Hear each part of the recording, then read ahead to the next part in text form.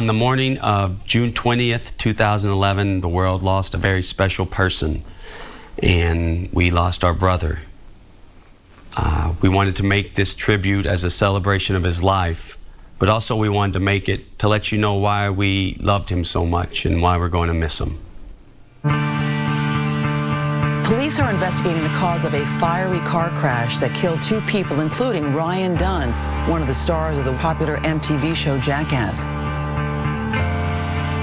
According to police, 34-year-old Ryan Dunn was speeding over 100 miles an hour when he crashed into this wooded embankment. Dunn's car caught fire, the impact and flames killing him and fellow passenger Zach Hartwell. Ryan was real. You know, he didn't put on some character to be on TV. He was always himself. Dunn and I were hands down best friends. Ever since he moved to Westchester, we've pretty much been attached at the hip. He was just the sweetest guy. You know, he had so much love about him. He made us smarter. He made us funnier. He made us sweeter. He brought a lot of love to the group. He looked like everybody's best friend. He was. He was the nicest guy that you would ever want to know. He never wanted people to be upset. He just wanted everything to be, you know, let's all laugh for a while.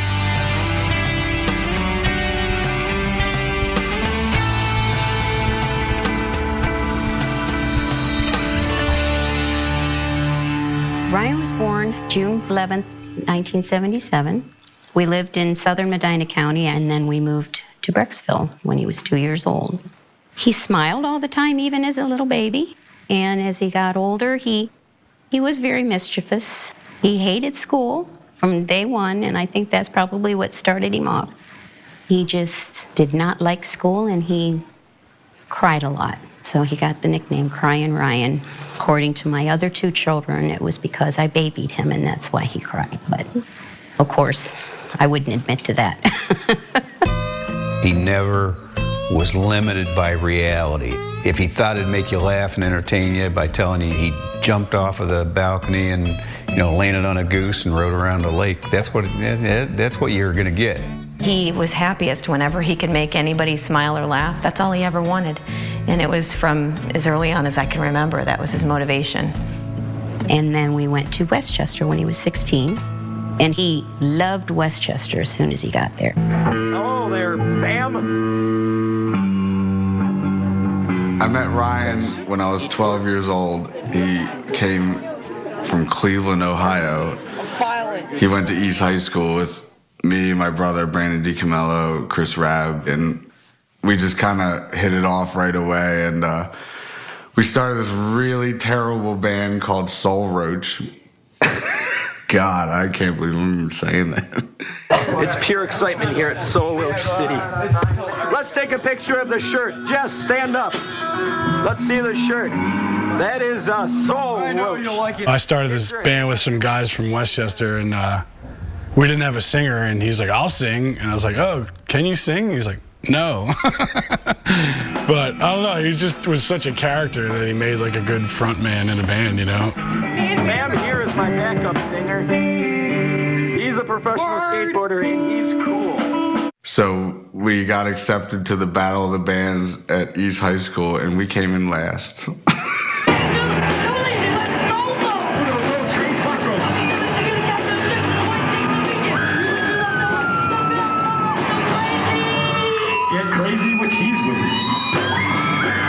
So yeah, Dunn got to the school, met Bam and Jess, and was immediately in trouble, filming all kinds of stuff in the bathroom.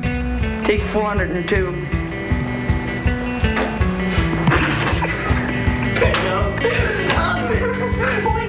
Actually, they were over at the school more when the school was closed than when the school was open.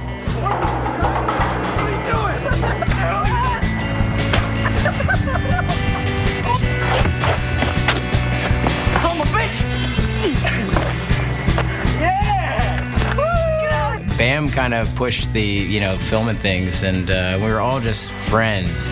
Gerald was calling me Pod. How do you fit up there? And then it kind of just drifted into like doing dumb stuff to kind kind of amuse ourselves.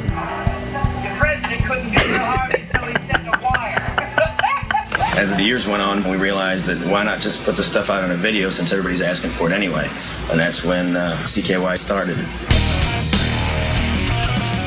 Dunn knew that I was working on a video called CKY, and he was like the primetime go-to guy. He just wanted to be in the video so bad. So he jumped off this building into this bush. At that point, I knew that he's the main guy to go to when you want to get footage. What do you think would happen if we put that down and you just biked off of it, like moving? I don't know, we can find out. I just remember he was always the first one to do, like, somebody would come up with the craziest idea, like drive this bike off the church into this bush. And everyone's like, dude, no way. And he'd be the one to do it, always, you know? He was like fearless. 1 pound rigatoni coming up!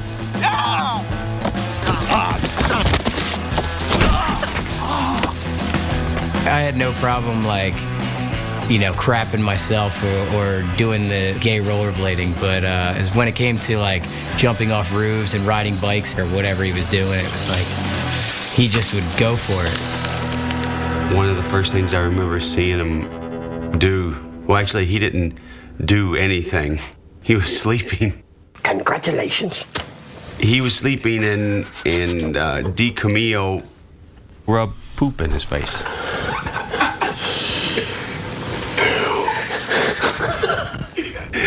He did great in that. He woke me up by putting on my face. Oh, can just get even or something. I'm gonna kick him in the face. I'm gonna break his nose.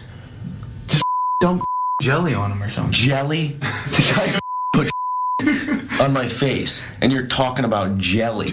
We waited for D. Camillo to go to sleep. Sure enough, he goes up and pisses right in his mouth. He got like maybe a half a gallon of good piss in his mouth.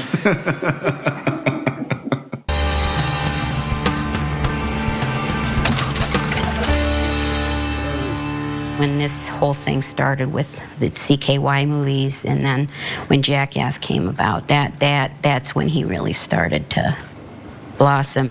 Oh, my name's Rick. Rick, did I meet you before? Probably, but probably not. Ryan. I don't think you did. Yeah. First time I met Ryan was when we went to Westchester to start filming the first season of Jackass. But I knew who he was just because I'd seen, you know, early CKY videos, and I was already kind of a fan. We go to Westchester to shoot with Bam, and we get introduced to Ryan, and we pretty much knew right away that we had a brand new ace in the hole. The first thing we shot on that trip was him jumping into the poo water, the poo dive. Why not just jump in the toilet and swim? I don't know. It makes him happy. So how often do you jump in the poo stew? This would be my first time in an actual poo stew, but I dreamt of it. One of my favorite things about it was discovering Ryan's weird homemade prison tattoos in his underwear region. Look at these hanger tattoos. I ain't the sharpest knife in the drawer, but I know enough to know. What is that? Is that weights right there? You gotta be tough. What does that mean? I don't know. How did the poo dive come about?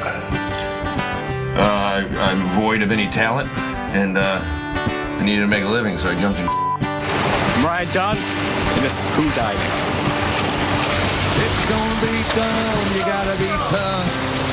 Dude, I blew that shot. You got to do it again. So after Dunn jumped in the waste treatment factory, he reeked so bad that everybody was allowed inside the house to eat dinner, but my mom made a table outside, and he had to eat alone because he reeked too bad. To add fuel to the fire, they started throwing footballs at me, so needless to say, I didn't enjoy my food that night, and I stunk. And it was awesome. I didn't shower after the poo dive for at least a week, I know that, and it could have been much longer. I can't remember the last time I showered. I'm on the barf here, dude. This sucks. No, he's a dirtbag. Like, I mean, not morally, but physically, he was just a filthy human being. It's pretty funny always seeing Dunn do something and get super dirty. And we'd be done shooting for the day, and everybody go back to the hotel or clean up, and we'd all go out. Dunn would be in the same shirt, same jeans, barely like wiped off the dirt or mud, whatever we were in, and be at dinner at the bar that same night. He usually smelled really bad. He would not bathe. Hated water. It's not fair. Oh, Mr. Have a sweet smile. All the women like you. Ooh. People like me have to go around diving in the every day. Hey, man. Well, you got a tough job. Oh, look at me looking pretty everywhere I go. You got to work with what you got. Let's go. He didn't shave. He didn't wash his hair. He didn't shower. I think we purposely wrote things to throw him in water just so we could get him clean. Go.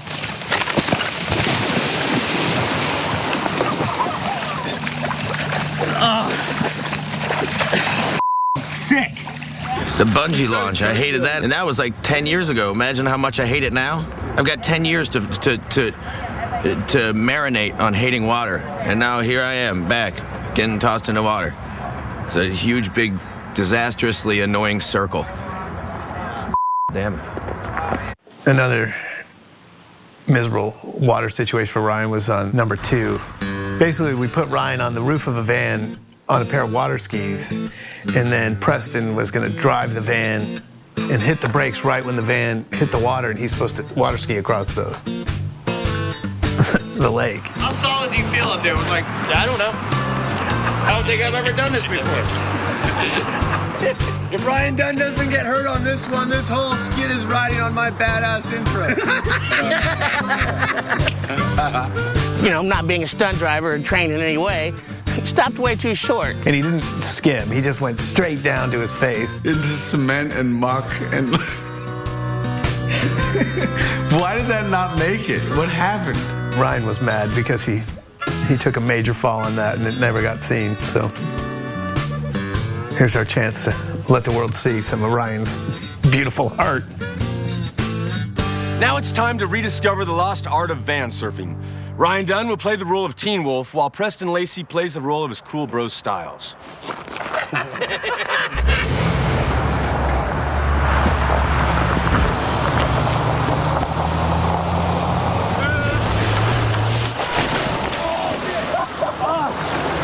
You ass! You all right? You all right? Yeah, all right, you. My God. Yeah, Ryan, that water really wasn't that deep. No. Damn, you look all right. You want to know where I landed?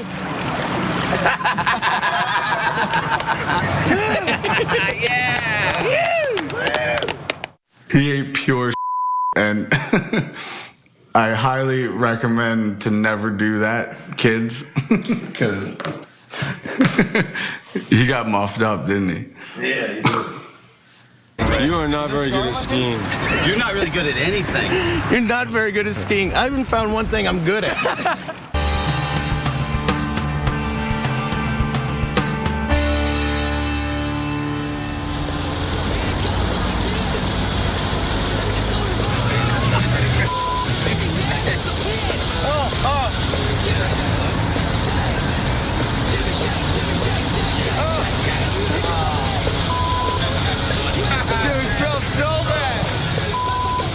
In the early days, just meeting Ryan, I was just trying to figure out how to write bits for him. So I was like, well, what are you good at? And he's like, oh, I like to BMX a lot. Get him! Show him who's captain! He already said he rode BMX, and then, like, further investigation, I found that, yeah, he does ride, but he doesn't really ride away from anything.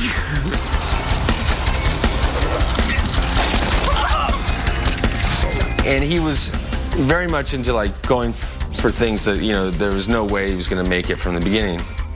And it wasn't because he was so brave either, but he was just, you know, he was willing to accept what was going to happen to him. That's why we call you Dr. Kick-Ass. Now hit it.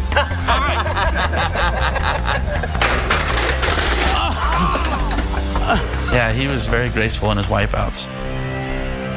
Not really, actually. Now that I think about it, he slammed pretty hard. If we're trying to do a stunt and people keep landing it, we would just send in Ryan to finish it off. I think Bam was great at it the first time, and now Dunn stepped in to up the failure rate to an all-time high.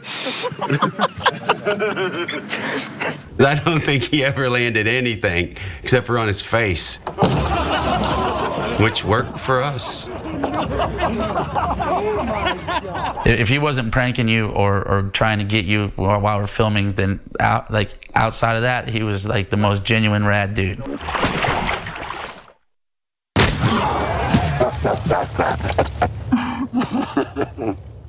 If Jackass is looking for a certain type, it's a guy that's just so willing to do something that he knows is going to fail, he knows it's going to hurt, and do it with such grace and style. He was the epitome of a jackass, you know? What have you been kind of dreading the most about shooting in the film? Like, what stunt were you kind of the most worried about before you did it? I put a toy car in my butt. You really have to ask me that. We were filming the first movie, and Steve-O was supposed to shove the car up his butt, but Steve-O had just told us that he's not going to do it. Put it this way, Bam. What's the point of being in a Hollywood movie if every mother that sees the Hollywood movie comes up to you and says, "Hey, saw you shove something up your ass"? You're that dude who shoved the car up your ass. I mean, really. Ryan Dunn walks in. I go, "Well, Steve-O just told us that he's not doing the car up the ass bit." And Ryan's like, "Well, someone's got to do it." And right then the light bulb went off in my head. I'm like, "Ryan, you're right. Someone does have to do it, buddy." I mean, it just has to be done. It's too good not to be done. I'll do it. I mean, and I want to. Don't think I'm crazy and I want to go get hurt or I want to shove things into my butt. I just know that it'll be funny, so I'm going to go do it. Now I'm lubing up. You can't see the car. The little toy car. Because I'm going to put it in my butt. He just did it like a champ, by the way. I mean, he was chilling with that thing in his butt for the whole day. And it was just one camera and done, and I don't think anyone could have pulled that off like he did. Well, that's not part of you. That's something extra. I would have known if I ate that. No, you won't be able to swallow that. That's just a car toy. Well, how did a car toy get there? Maybe you stuck it up your ass. I didn't stick anything up my ass. Butt X-ray was and probably still is the best thing we ever shot. Just go to the doctor, you don't talk to anybody, you have a girlfriend or to your boyfriend or to whatever. You don't tell nobody, all right? He already knows that's too many people. Whenever anyone asked, who he was, if it came up in conversation, I'd say he's the one that's famous for shoving the car up his ass. Mm-hmm. And that was really, that's the best way to describe him, because that's what he always said. That's what sent him into the new echelon. I mean, to be honest, dude, whether I wish I did it or not, I didn't have the balls you had, dude, and that's all it takes, dude, to win. You know what? I think because, Dunn got caught shoving that tiny Corvette up his butt. And got caught. And everybody talks about it. So I'm like, well, if everybody remembers that, then I'll do anal bead kite. And then ever since that, I'm like, branded on my ass. I don't care. So I just have a lot of bits involving my ass simply because he got caught shoving a Corvette up his butt. So you're just admitting to stealing my thunder right here in front of me? A little bit, right here and now. Jesus. That's what you get, enough of the gruff. Bam and Ryan always stayed so close. I was super good friends with Ryan, but they've always been super tight. Knoxville has prescription lotion, and that's all he uses. And I got it. But I got something else. Horse. Where do you even get horse?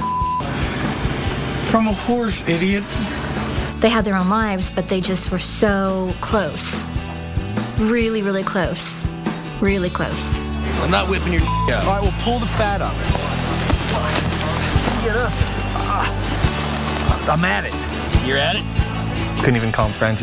I'd call them like big brother, little brother, and Dunn being the big brother. Welcome to Bychester. Damn it. It's so not right. And not just Jackass, even through all the stuff they went through together, they stayed close and remained friends, and that says a lot. Dunn and I were hands down best friends. Like, we went everywhere together. We flew everywhere together. We'd crack the most random jokes. We had the same sense of humor. He was my main man.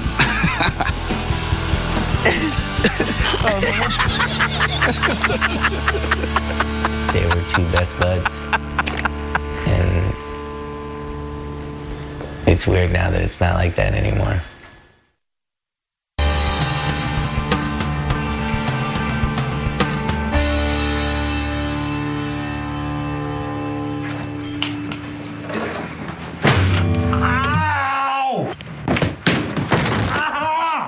When I first got to Westchester to do Viva La Bam, I was such an outsider. I didn't know Bam, I didn't know Dunn, I didn't know Deco or any of those guys, and they're such a tight-knit group. They wanted nothing to do with me and the crew I was there with. Me and Dunn pushed the producer's rental car into his rental apartment.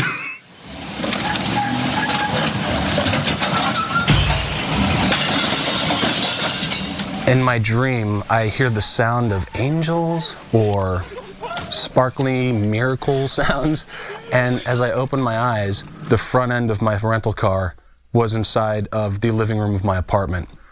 And the sound that I thought were angels was the sound of shards of glass falling from the door frame. I'm so going to jail for that! $5,000 later, we settled it in court. It wasn't necessarily the first day, but I felt like immediately over time, Dunn definitely tried to make a connection. And by the time I'd finished up the very first season of Viva La Bam, I just felt like Dunn and I were best friends. I mean, the beauty of Ryan was that he made everybody feel like they were his best friend. He was just that genuinely interested in who you were and what you were about. And I think more than anything, when I reflect back on meeting him for the first time on the homewrecker set, is when he saw me for the first time, he just gave me a big hug, like we had been friends forever. I mean, treated everybody exactly the same. Like, I don't care if you're Johnny Knoxville or, you know, a lighting rigger or whatever. Like, every single person that he talked to or hung out, he made them feel like, you know, they were best buds.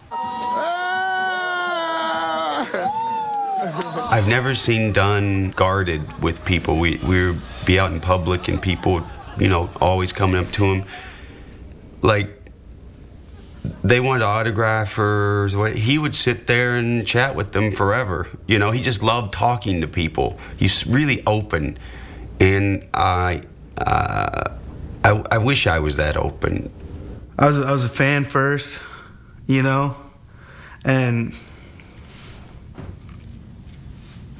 it's pretty rare to meet people and have them be as cool as he was.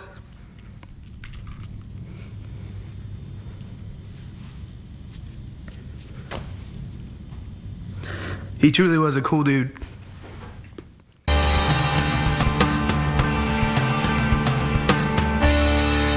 of these, which one do you think would be some of the most slippery? I recommend maybe the soap-based material or vegetable oil. Mm-hmm. This is a polymer, by the way. What is polymer? Polymer is a chemical. No, don't do that. Ryan and I actually met when I came in to do a chemistry test for Proving Ground, which is the show that we ended up doing on G4. So does that machine check flavor? You must be kidding. What are you doing? That's good. He just was the most interesting person to talk to. Like, every once in a while I would make a comment about something we were doing or where we were going, and he knew so much stuff about it. I'm like, where did that come from? Yeah, when we first met Ryan, he sold himself as I'm a pro BMX rider, I'm a race car driver, I'm a scientist. Oh man, everything you could imagine. I believe Ryan Dunn knows what he's doing because he told me he studies physics. He's serious. He told us that. He's serious. He could hold a conversation about anything. He'd bullshit his way through it probably, but he actually did have he had a lot of knowledge up there. It didn't matter if I was talking about synthetic organic chemistry or, you know, process engineering, anything like that. Ryan knew something about it. And not only that, he probably had a company devoted to that particular expertise. Ryan was quite the entrepreneur. I'm not exactly sure how many companies he really had, but he definitely had a lot of business cards. Whether it was automotive design, wastewater reclamation, aerospace welding, exfoliating lotions for hands, RD Design, RD Motoring, RD Financial Solutions. He was telling me that he worked for some government agency that had aliens in captivity. And in fact, it was some of his connections, though, that really got us hooked up with the argon that we used for one of my favorite skits that we ever filmed, the chemical spill skit. Argon is an inert gas that kills oxygen, but it's really cool when it's in liquid form because it looks like mercury and sprays everywhere. Ryan hooked that up. I don't know where the hell he got to do her. I don't know how we got liquid argon. All right, I'll be back. Good luck. Don't drop this. And I don't know how we didn't suffocate in the van, but, you know, that was a lot of fun. Holy.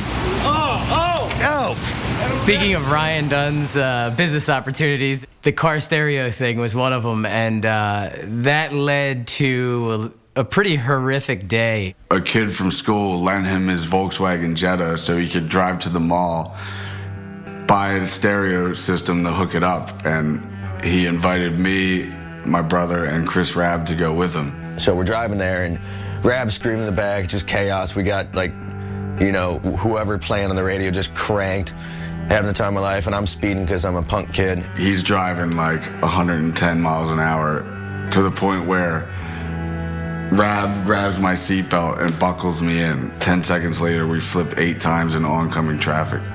Like, not like a roll, it was like front to back to front to back. The car flips, opens up the passenger door, just flies out in the center median over the oncoming traffic. Yeah, Ryan was all bloody. They found me in the trees, and Bam broke the window with his head. Rab was totally fine. My part of the car, like, nothing had happened to it at all, and I just kind of got out and was just confused. And look at everybody's just in panic, and there's cars like skidding out, getting out. Couldn't believe any of us were alive, let alone all of us. It was just the worst time of my entire life, and to this day, like, I hate talking to April, Bam's mom, about it because she hated me, and to this day, she probably still has a little bit of hate in her for that accident right there, and I don't blame her because it was horrible. Stupid kids do stupid things. I was pretty much terrified to ever get in a car with him, and, you know, I agreed to do the Gumball Rally with him, which was around the world in 8 days. Whenever Dunn was driving, I was seriously so terrified that after, like, the 3rd day, I was like, Dunn, you seriously need to stop at a sex shop and buy me a butt plug because I'm going to crap myself.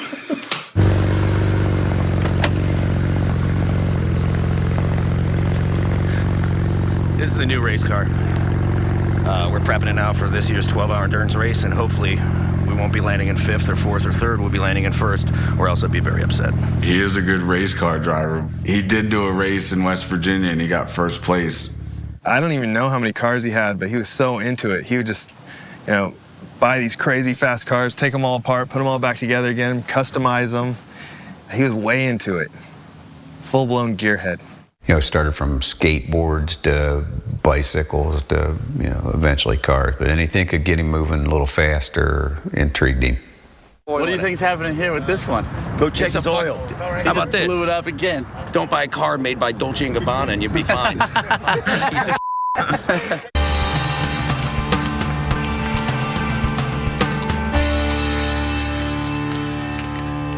When we finished Jackass 2, the very ending of the movie, Dunn and I were attached with ropes around our feet, and a horse was going to come by full speed and just rip us out.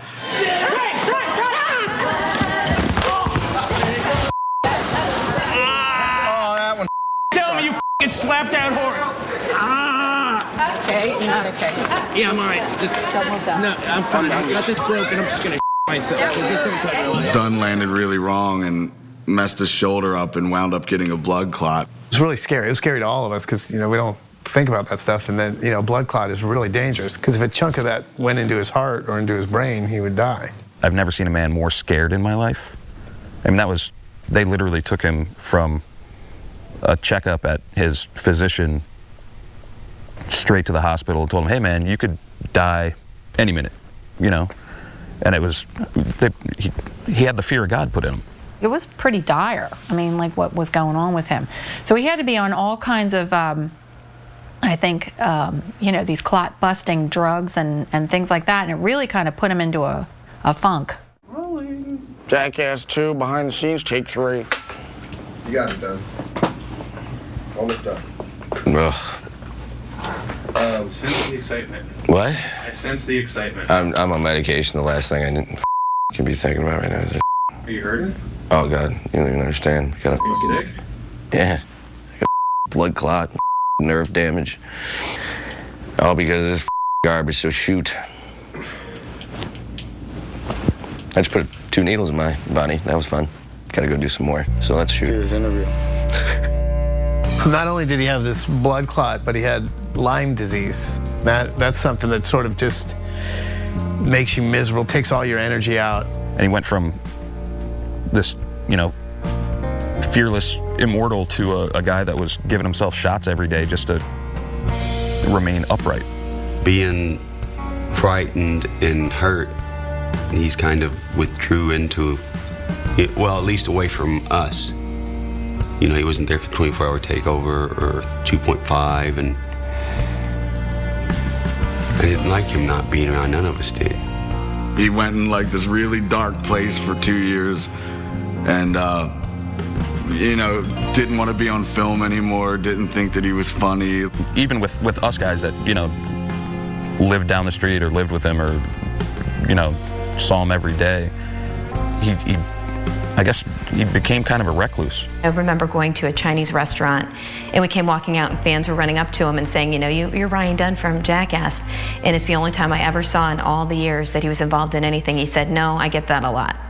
What especially moved me at the time, and even more so now, is just the way he talked about Angie, his girlfriend of 10 years, and how she stuck through him through all that, and how he was sort of amazing. You know, in his sort of classic Ryan self-deprecating way, he would just, you know, he's like, what is a woman like that doing with a piece of like me? I don't know, but just so grateful that she was in his life. That's the one thing that I know, that if Ryan's thinking of anything, that's the main thing he's thinking, is how much he misses Angie. She's just so strong, and she's funny, and she's beautiful, and she got Ryan, and she thought he was sexy with that disgusting beard. That's Angie, your girlfriend's face?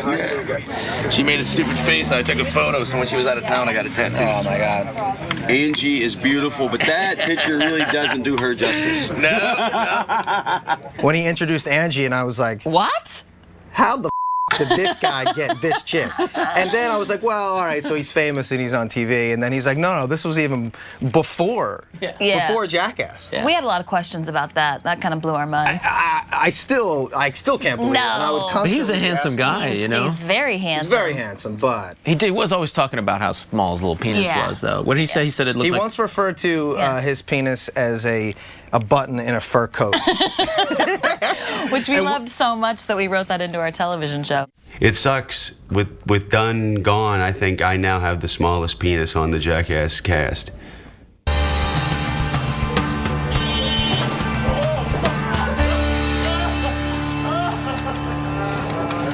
So Ryan had completely disappeared from us. You know, I hadn't talked to him in 2 years. And then in spring of 2009, we went to Bam's house to shoot for Nitro Circus. Ryan, I guess, had been just coming out of his cave a little bit. And we filmed with him, and it was just like nothing had ever changed. You know, it was just awesome. Shortly after that, we decided to do Jackass 3. You know, you could just see that he had come out of the fog, you know, and it was so clear and so fun to be around. I didn't want to do it at all, but once we started filming, I realized immediately that I was wrong. It was an awesome experience. I actually had more fun on this than I did on all previous endeavors we had. I laughed from beginning to end. I really did. And now I have new friendships because I really didn't like anybody. And now I like a good 20%. Who would have thought? You're not in that. He went through that dark period, and he came out of it, and Yeah, and he was brilliant in the third one. He was a brilliant friend. The last couple years, like, he's been, I think, just in a place where, you know, he was just really peaceful. I think he and Angie just were doing great, and I mean, like, he just really found out who he was. I love it here. I don't know about you guys.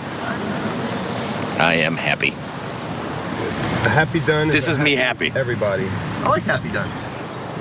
Dude, if you guys weren't here, I'd be supremely happy. And that's the weirdest thing. Like, people said to me, like, he was in such a good place that he was like almost ready to go or something, which, I mean, the guy's 34 years old, so that sounds stupid, but I mean, he just seemed like very happy and satisfied with what he's done, and for good reason, you know. That was one of the hardest things for me, or is one of the hardest things for me to accept, is that on one hand, that makes me happy to know that he was happy, but on the other hand, it's like, you know, why did it have to be so short? A mangled mess is all that is left of Ryan Dunn's car after an early morning accident on Route 322 and Pottstown Pike. There was some pretty high speed involved in this. The vehicle missed a turn, hit a guardrail, and went airborne and went through several trees, some sizable. So there was a very vicious collision involved in this thing. And now, friends and family are left stunned at how everything changed in a split second.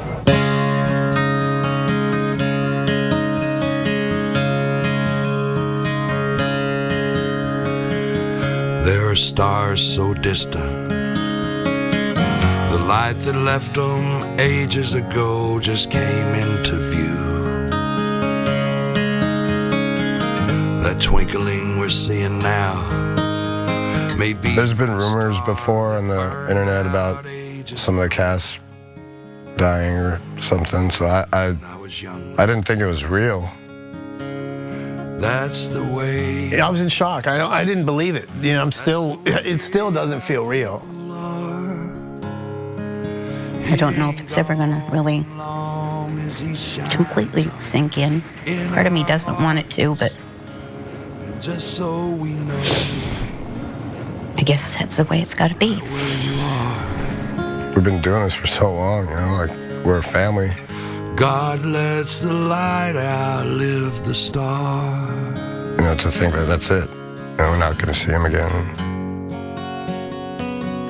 I wish he wouldn't always drive so fast, and he always did. I wish he wasn't drinking that night too, you know. We lost him and Zach. You know, Zach Hartwell was also in that car.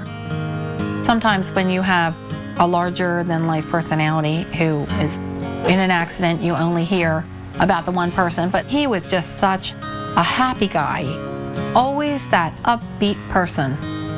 Ryan introduced us to Zach when we were filming number 2. He was this gnarly military man, and then also just a fun-loving guy that could hang with a bunch of jackasses, you know? God lets the light outlive the star. There's such a hole in the family now. Jackass is really, it's never going to be the same. It's the worst thing ever. So many people around the world reached out, flooded our site, you know, and they still do, about Ryan. It was really sweet what the Kings of Leon guys did. Huge banners behind the stage and dedicated the song to him. For our good friend Ryan, rest in peace. I just hope Ryan would be remembered, not for some of the crazy things he did, or shoving a car up his ass, or, you know, or the fact he liked to drive fast. I hope he's remembered as the sum of all those things, is that he did all of them with passion. He lived life. He knew how to live life. He was such a good person, and I think he, you know, made me a little better person, just knowing him. that rubs off, you know? Let me just say there is a cranium that overflows with wasted images of the way back. Useless figures well kept intact. Clean up the mess and then you can start with yours through the hair. I bid farewell and adieu my dear. I bid farewell and adieu my dear. I gotta get in there. Bareback. I'm Ryan Dunn, and I'm let's just do it. This water is roughly about 32 degrees. I'm Ryan Dunn, and I'm going to jump in it for your entertainment. You're watching Jackass. Oh, God, it's cold. Dude, you got this.